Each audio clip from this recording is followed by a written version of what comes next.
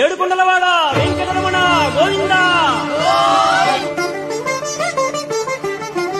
వినరో భాగ్యము విష్ణు కథ, వెనుబలమిదివో విష్ణు కథ. వినరో భాగ్యము విష్ణు కథ, వెనుబలమిదివో విష్ణు కథ. వినరో భాగ్యము విష్ణు కథ.